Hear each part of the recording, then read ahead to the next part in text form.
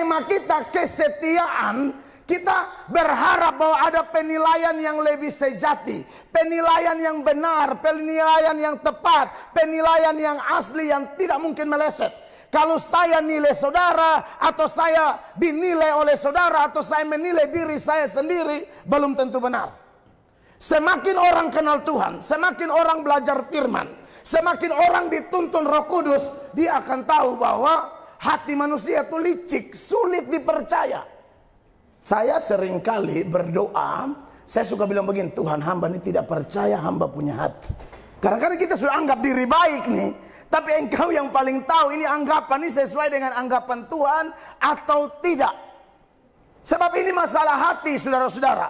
Dan bicara tentang kesetiaan tidak bisa dipisahkan dengan sikap hati kita. Apalagi ibu-ibu di BCA dong gagah begini nih, tak boleh. Penggoda, pencobaan, iblis dan tua-tua semua mati masih bagatal itu kan banyak.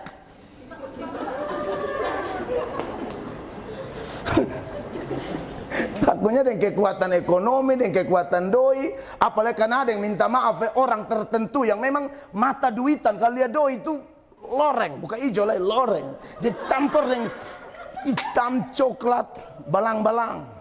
Nah itu repot. Maka dari itu kita butuh, saudara-saudara, kesetiaan yang asli. Dan kesetiaan yang asli itu adalah manifestasi buah roh.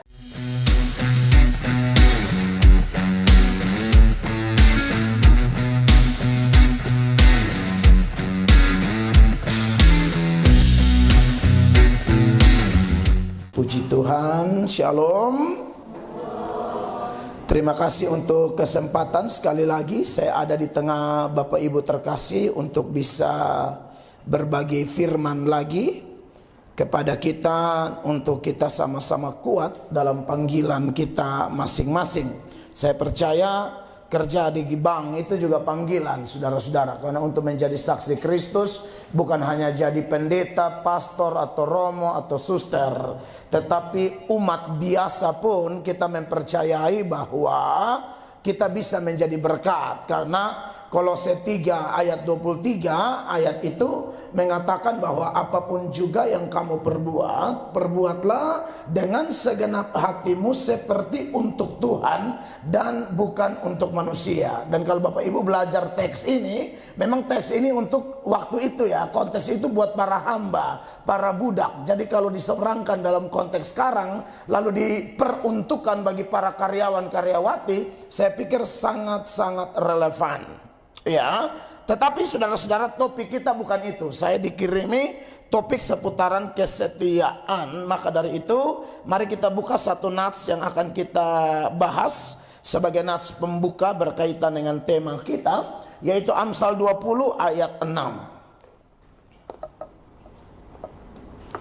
Amsal pasal 20 ayat 6, saudara-saudara, sama-sama dalam hitungan ketiga kita baca 1, 2, 3. Banyak orang menyebut diri baik hati, tetapi orang yang setia siapakah menemukannya? Sekali lagi 1, 2, 3. Banyak orang menyebut diri baik hati, tetapi orang yang setia siapakah yang menemukannya?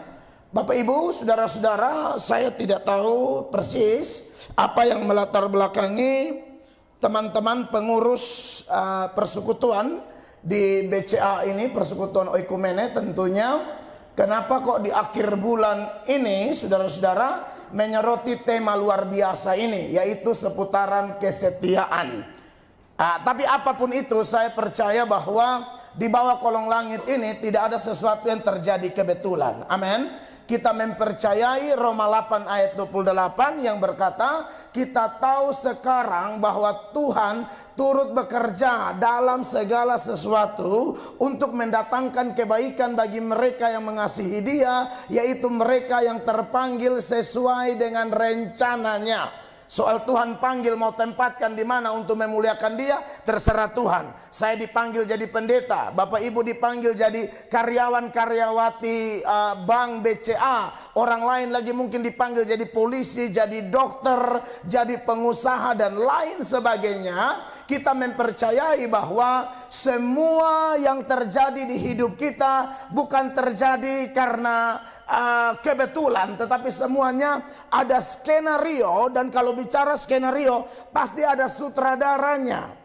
Dan sutradara agung yang kita sembah adalah Tuhan Yesus Kristus. Nah, seputaran kesetiaan pasti ada pergumulan khusus lah di Bank BCA, atau ya pergumulan khusus dari setiap karyawan-karyawati di Bank BCA. Entah konteks kesetiaan dalam rumah tangga, kesetiaan dalam pekerjaan, kesetiaan dalam bisnis, atau kesetiaan dalam konteks relasi-relasi sosial lainnya, saudara-saudara. Dan memang ini topik yang menarik. Dan perlu diketahui oleh Bapak Ibu terkasih bahwa bicara tentang kesetiaan, sebenarnya ayatnya sangat banyak, baik dalam perjanjian lama maupun perjanjian baru. Tapi Amsal 20 ayat 6 menjadi nats pembuka, dan kita perlu perhatikan teks ini, saudara-saudara. Dikatakan banyak orang menyebut diri baik hati, tetapi orang yang setia siapakah menemukannya?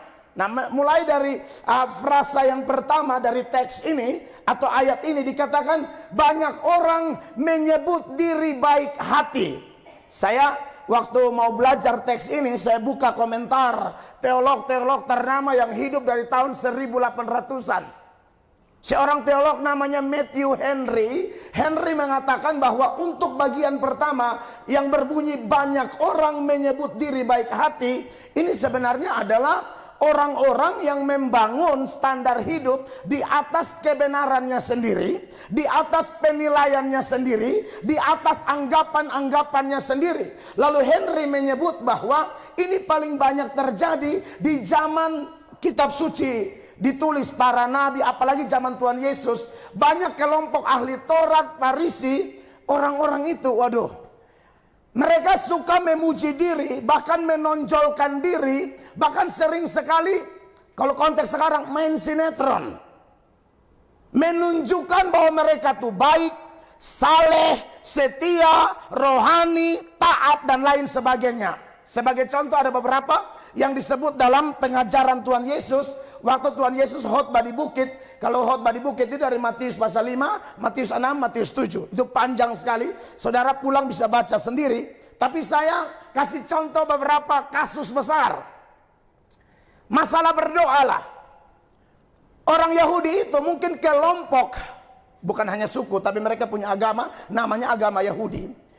Agama mereka adalah agama yang paling kuat berdoa. Tidak ada bangsa dan agama yang kehidupan doa atau kebiasaan doa mengalahkan orang Yahudi. Mereka punya formula-formula doa. Ada doa masuk kota, doa keluar kota, doa masuk kampung, doa keluar kampung, doa lihat petir. Itu doa semua tuh. Semua doa, doa, doa, doa. Bahkan ada jam-jam doa. Ada doa jam 9 pagi, ada doa jam 12 siang, ada doa sampai jam sekian sore, jam 3 atau jam 6 sore. Itu harus berdoa. Sebenarnya ini baik. Tapi seiring berjalannya waktu, ada orang-orang yang munafik.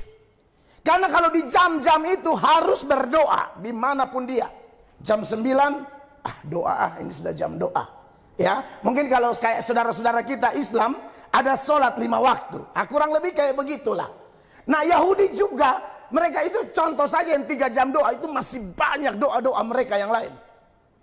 Hanya seiring berjalannya waktu, walaupun doa bagus, tapi mulai ada orang-orang munafik yang boleh disebut menyebut dirinya tuh baik, suka puji diri, menilai diri sendiri.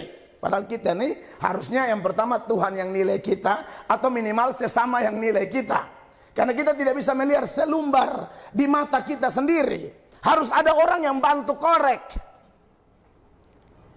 Seiring berjalannya waktu, kalau sudah mau jam 9 misalnya, atau mau jam 12, mereka sengaja ke pasar. Pokoknya tempat yang rame. Lihat munafik dong. Pokoknya kalau sudah mau jam-jam doa, mulai sengaja pergi di pasar. Ya, sejam 9. Mau pulang terlalu jauh, maka langsung doa di situ. Ini munafik dong. Langsung doa di situ, saudara-saudara. Dan doanya orang Yahudi itu kan menyolok, mirip orang karismatik. Angkat tangan. Angkat tangan tinggi-tinggi. baru teriak. Nah karena tidak, orang semua tidak melihat lalu bilang, terlalu imannya rohaninya. Jadi memang mereka berharap dipuji orang, saudara-saudara. Makanya Tuhan Yesus sebelum mengajarkan doa Bapa kami, Tuhan Yesus bilang begini dalam Matius 6 mulai ayat 6. Tuhan Yesus bilang begini, saudara-saudara, tetapi jika engkau berdoa, masuklah ke dalam kamarmu, tutuplah pintu dan berdoalah kepada Bapamu yang ada di tempat tersembunyi. Maka Bapamu yang melihat yang tersembunyi akan membalasnya kepadamu. Ya. Lalu Tuhan Yesus kontraskan dengan kebiasaan beberapa munafik tadi. 7. Lagi pula dalam doamu itu janganlah kamu bertele-tele seperti kebiasaan orang yang tidak mengenal Allah. Mereka menyangka bahwa karena banyaknya kata-kata doanya akan dikabulkan 8. Jadi janganlah kamu seperti mereka, karena Bapamu mengetahui apa yang kamu perlukan sebelum kamu minta kepadanya. Ya. Jadi ada kebiasaan-kebiasaan mereka seperti itu. Ya, bahkan di ayatnya yang ke 6, 7, 8, coba 5. Ayat 5. Dan apabila kamu berdoa, janganlah berdoa seperti orang munafik.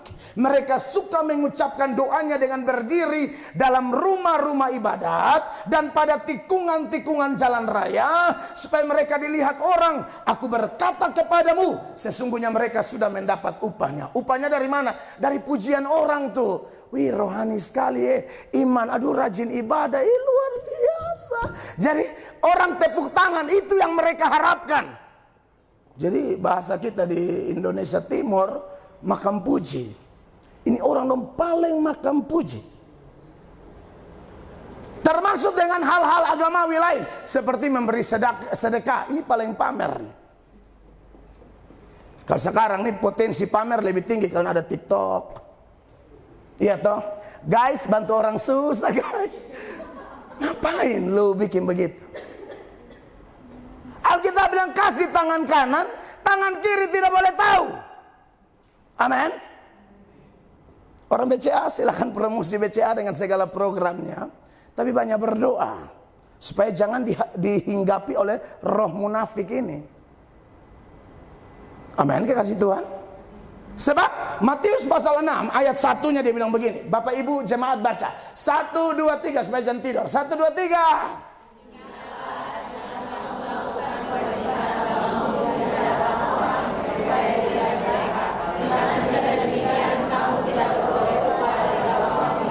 Ayat 2 saya. Jadi apabila engkau memberi sedekah, janganlah engkau mencanangkan hal itu seperti yang dilakukan orang munafik di rumah-rumah ibadat dan di lorong-lorong. Supaya apa? Mereka dipuji orang.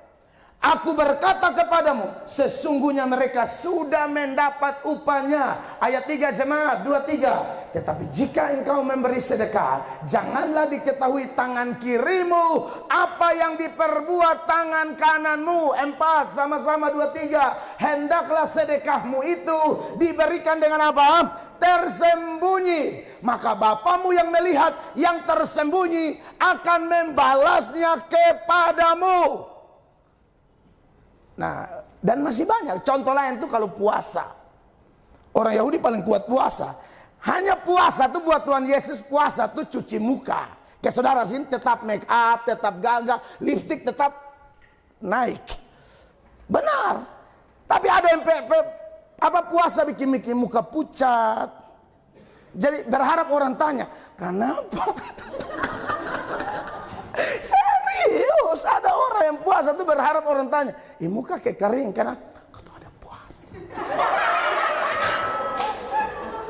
Lu kalau puasa bikin gagah-gagah diri, wangi barisi badak FIFA nomor 4. FIFA nomor 4 sana ada Oriflame. Ya. Ayat yang keberapa? Matius 6, coba 16. Ayat 16, dan apabila kamu berpuasa, janganlah muram mukamu seperti orang munafik. Mereka mengubah air mukanya. Anda lihat coba manusia. Mereka mengubah air mukanya supaya orang melihat bahwa mereka sedang berpuasa. Aku berkata kepadamu, sesungguhnya mereka sudah mendapat upahnya 17. Tetapi apabila engkau berpuasa, minyakilah kepalamu dan cuci lupu muka. Begitu. Kadang-kadang ada beberapa kenalan, aduh itu orang dong betak, puji Tuhan besok didik, dong terima syukur sonde dong urusan. Yang penting kami hamba Tuhan ini kan harus bicara apa adanya. Sebab kalau kami tidak sampaikan, Tuhan marah kami. Saya pilih kau dari latar belakang kotor, ubah lu jadi pendeta, supaya ngomong kebenaran terang benderang, tak usah jaga perasaan orang. Sepanjang itu firman. Saya sudah nasihatin, kadang-kadang lewat tetangga sone omong apa-apa dia balik dia kasih tahu. Kata ada puasa Daniel. Kan di puasa ada namanya puasa Daniel, puasa Esther. Bagi tetangga bilang puasa Yesus 40 hari. Iya toh, hari kelima baru lihat kesan kejang-kejang. Nah, saudara-saudara, kembali ke Amsal 20 ayat 6. Jadi sebenarnya contoh yang paling pas dari anak kalimat pertama dari Amsal 20 ayat 6 adalah banyak orang menyebut diri baik hati itu seperti munafik-munafik itu, saudara-saudara. Tetapi tema kita kesetiaan. Kita berharap bahwa ada penilaian yang lebih sejati, penilaian yang benar, penilaian yang tepat, penilaian yang asli yang tidak mungkin meleset. Kalau saya nilai saudara, atau saya dinilai oleh saudara, atau saya menilai diri saya sendiri, belum tentu benar. Semakin orang kenal Tuhan, semakin orang belajar firman, semakin orang dituntun Roh Kudus, dia akan tahu bahwa hati manusia itu licik, sulit dipercaya. Dalam Yeremia pasal 17 ayat 9, jemaat baca 1, 2, 3. Ulang 1, 2, 3.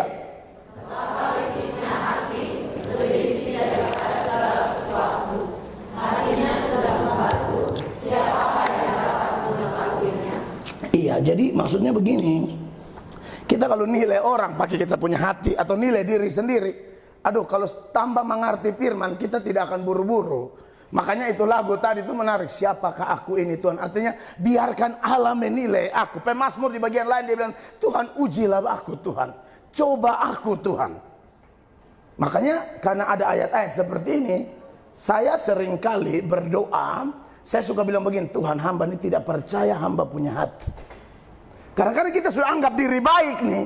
Tapi engkau yang paling tahu ini anggapan ini sesuai dengan anggapan Tuhan atau tidak. Sebab ini masalah hati, saudara-saudara. Dan bicara tentang kesetiaan tidak bisa dipisahkan dengan sikap hati kita. Nah saudara, kalau omong hati nih, manusia sejak jatuh dalam dosa, hati manusia itu kotornya luar biasa. Awalnya Tuhan bilang semua baik. Di dalam Kejadian 1 ayat 31. Ayat itu berkata, maka Allah melihat segala yang dijadikannya itu sungguh amat baik.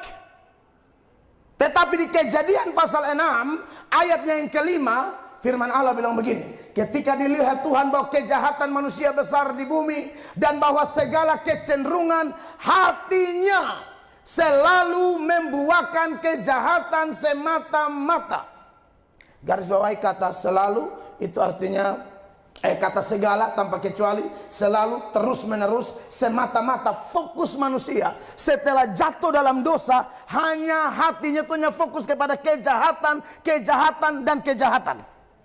Makanya saudara-saudara, semua kejahatan yang sering kali termanifestasi dalam hidup saya dan saudara, itu berasal dari hati. Ya.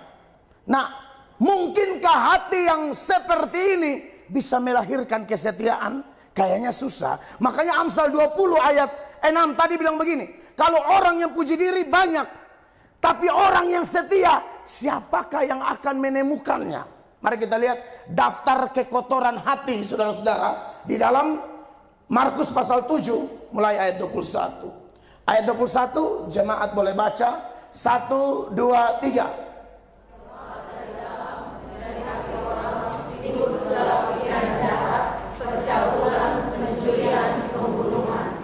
Wow. Jadi pikiran jahat, pancuri, percubulan, pembunuhan itu bukan muncul dari mana? Dari hati. Kemarin kami di lapas wanita. di lapas wanita kelas 2B, perkunjungan Amazing Woman. Dan waktu sampai di sana, aduh ngeri-ngeri sedap.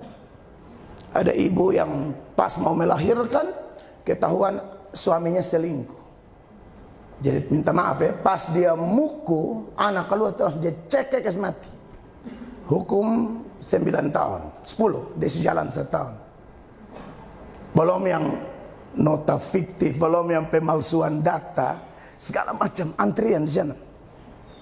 Kasihan, ada beberapa yang saya kenal, saya bilang orang-orang top di luar, tapi sekarang ada di dalam.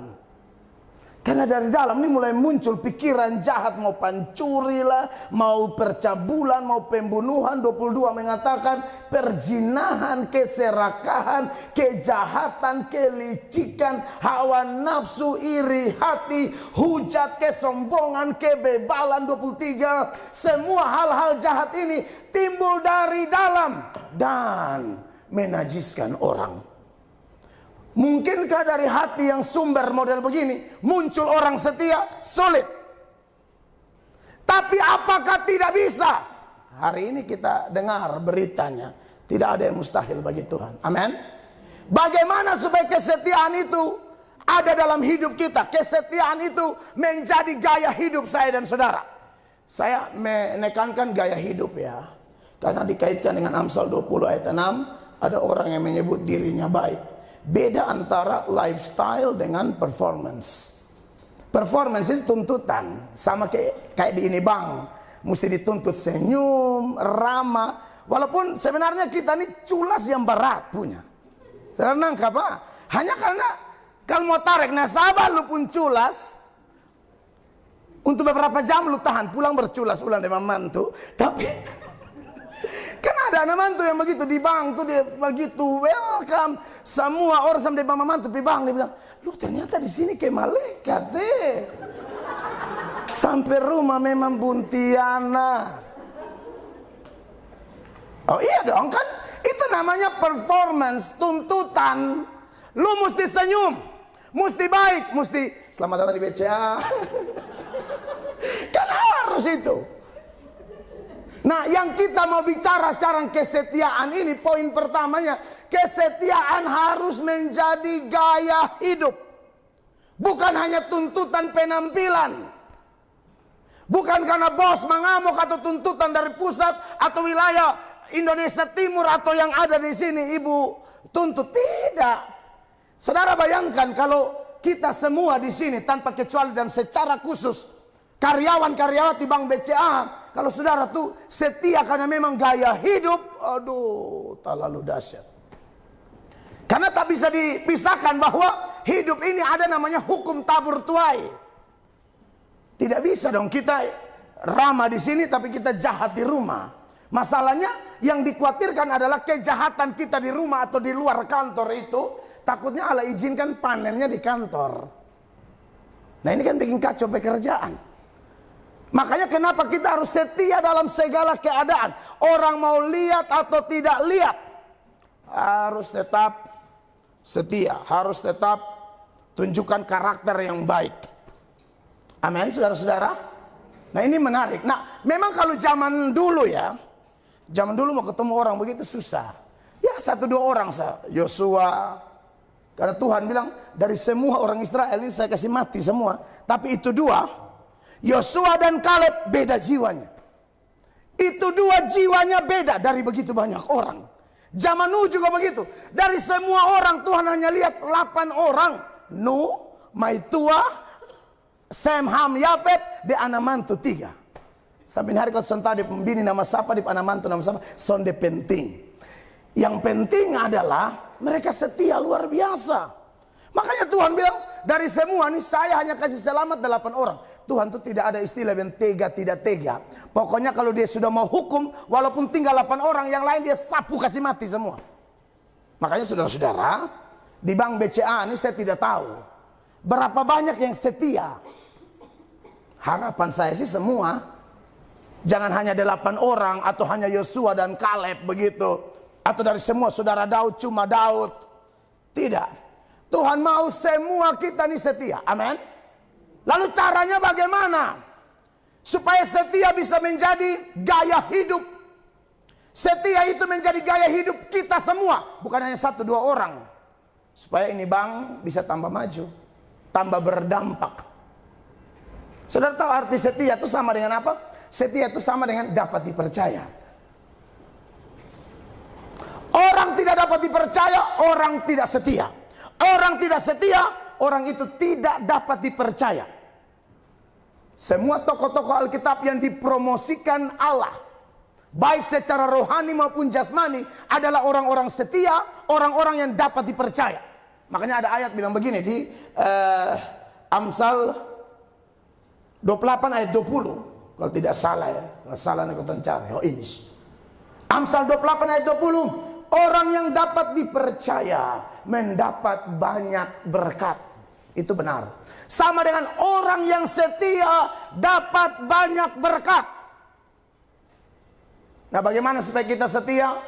Yang paling pertama, saudara-saudara, setia itu adalah produk Roh Kudus. Ini setia yang jadi gaya hidup ya. Kalau setia yang tadi tuntutan, setia acting semua tuh. Acting, omong kosong, putar balik. Nonton kalau film-film sekarang, apalah itu ipar maut tuh. Saudara nonton kok? Ipar adalah maut. Bisa rampas kakak pulaki. Padahal kakak sambayang, ade sambayang, semua sambayang habis. Munafik. Nonton itu sebenarnya itu film itu sedih. Hanya tahu nonton di Kupang toh. Jadinya lucu. Kan selak beta masuk agak terlambat, beta baru duduk tuh cuci maki, sumakin laki-laki di layar ini dapat maki ngeri. Film di bioskop. Pokoknya laki jam muncul kok kayak sok-sok rohani, langsung dapat cuci maki. Karena dia sudah tahu ini lu ada selingkuh dan dia lupung istri punya adik kan begitu. Ya, nah kita mau supaya kesetiaan kita jangan kesetiaan munafik. Amin. Kesetiaan yang benar. Apalagi ibu-ibu di BCA dong gagah begini nih, tak boleh. Penggoda, pencobaan, iblis dan tua-tua semua mati masih bagatal itu kan banyak.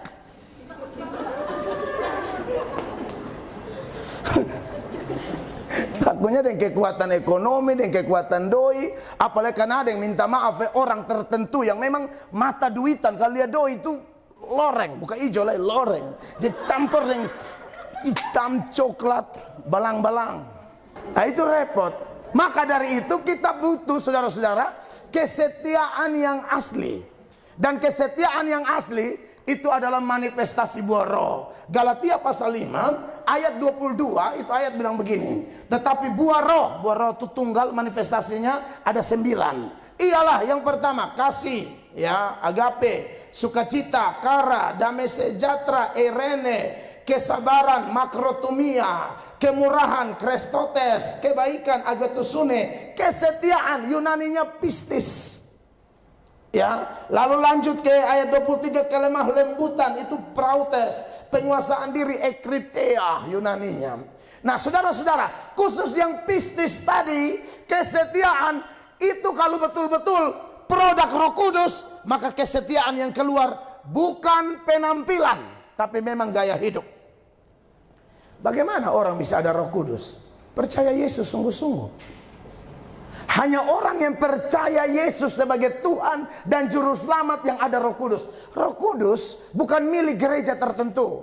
Gereja sinode yang saya di dalamnya saya melayani itu gereja sidang jemaat Allah. Itu gereja ya karismatik, ibadah pukul tangan, angkat tangan. Kalau WL agak semangat, koton disuruh rentangkan tangan. Kurang di lancan depan. Kalau tidak menggali upacara 17 Agustus ya. Tapi memang begitulah gereja. Kalau di Katolik lain lagi ibadahnya, liturginya. Tapi semuanya kekayaan dalam Kristus. Lalu di Gemit, tapi kalau di Gemit atau gereja-gereja Protestan ada KPI. Tidak alergi lagi. Mungkin kalau Gemit yang 50 tahun lalu agak berat. Tapi sekarang no. Ya. Bahkan di gereja tertentu minggu keempat ada semi KPI, itu keren tuh. Jadi biasa lah.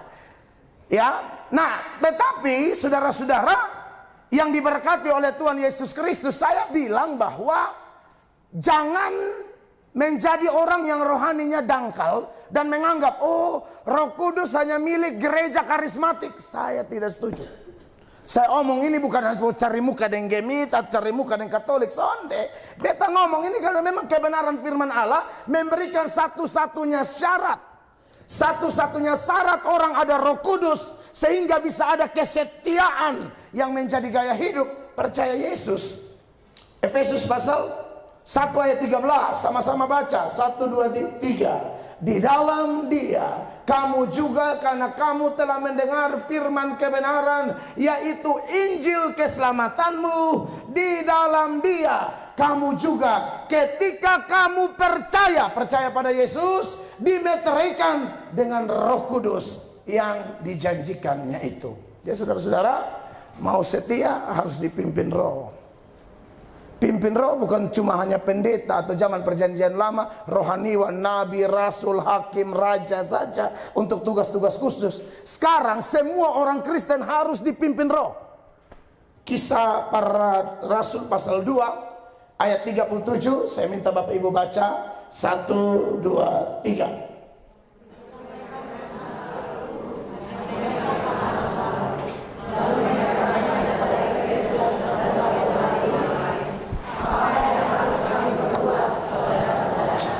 Saya jawab Petrus kepada mereka, bertobatlah dan hendaklah kamu masing-masing memberi dirimu dibaptis dalam nama Yesus Kristus untuk pengampunan dosamu, maka kamu akan menerima karunia Roh Kudus. Kamu di sini siapa? Orang percaya baik yang Israel maupun non-Israel. 39 sama-sama 2, 3. Sebab bagi kamulah janji itu, dan bagi anak-anakmu, dan bagi orang yang masih jauh, yaitu sebanyak yang akan dipanggil oleh Tuhan Allah kita. Jadi kekasih Tuhan, mau setia dimulai dari percaya Yesus sungguh-sungguh. Hanya dengan percaya Yesus itu kekotoran-kekotoran di hati bisa dibersihkan. Kekotoran di hati tidak bisa dibersihkan dengan amal kita. Tidak bisa. Satu-satunya yang membersihkan hati kita, hidup kita, cuma ketika kita terima Yesus, dimeteraikan dengan Roh Kudus. Roh Kudus bersihkan semua. Tanpa itu, kesetiaan apa yang mau kita punya? Tapi dengan memiliki itu, saya percaya tidak ada lagi acting-acting.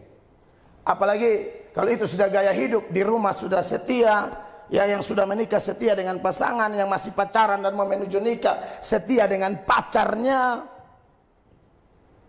Lalu setia dengan komitmen kerja kita. Kan setia ini penjabarannya luas. Tapi dimulai dengan terima Yesus. Dan yang kedua, kekasih Tuhan, kalau mau kesetiaan ini berkembang, ingat, kesetiaan itu buah ya. Tidak ada pohon yang kita tanam hari ini langsung buahnya matang. Tidak ada. Saudara tanam mangga, dia masih bertumbuh dulu, nanti dia buah kecil, membesar, sedang, besar, sampai matang. Jadi, supaya kesetiaan kita tambah matang, kekasih Tuhan, tolong jaga keintiman dengan Tuhan. Kadang-kadang saya mengerti, kadang-kadang terlalu sibuk, saya dengar banyak curahan hati. Terlalu sibuk luar biasa sampai tidak ada waktu dengan Tuhan. Dan menganggap kita yang sibuk ini yang paling benar. Kata siapa? Salah. Saudara, semua kita dikaruniakan 24 jam satu hari. Oh. Pak Jokowi juga sibuk, tapi kalau Pak Jokowi presiden dan menurut agamanya dia masih bisa sholat 5 waktu. Berkata yang Kristen mengaku bilang mati masa sorga, tidak ada waktu. Doa juga hanya 5 menit, doa makan. Tahu doa apa? Bibir bagarakson jelas antara bibir, otak, di hati itu ketemu semua. Tapi dia makan tuh penuh dengan roh. Berkobar-kobar, saudara-saudara. Jadi kalau mau setia, jaga hubungan dengan Tuhan ya. Saya tidak tahu Bapak Ibu, kawan-kawan di BCA ini punya kehidupan baca Alkitab, saya tidak tahu bagaimana. Khusus yang Kristen. Yesus bilang kamu tidak hidup dari roti saja, apalagi ubi patatas. Kamu tidak hidup dari makan jasmani saja, harus dari firman. Masuk kantor sini jam berapa Ibu? 8 toh? Oh bisa lah, setengah jam dan Tuhan bisa. Baca Alkitab, Tuhan bicara dengan kita. Berdoa, kita bicara dengan Tuhan. Pas kerja, di situ kita menyaksikan Tuhan. Pas, ini 3 paket. Omong dan Tuhan timbal balik. Pas bekerja kesaksian Kristus, senyuman apa semua tuh betul-betul Roh Kudus pimpin. Dan saya percaya Anda dan saya bisa jadi berkat, bukan cuma di bank ini, tapi dimanapun kita berada. Amin. Kiranya renungan firman yang singkat ini memberkati kita. Beri tepuk tangan yang meriah bagi Tuhan Yesus. Mari kita berdiri, kekasih Tuhan.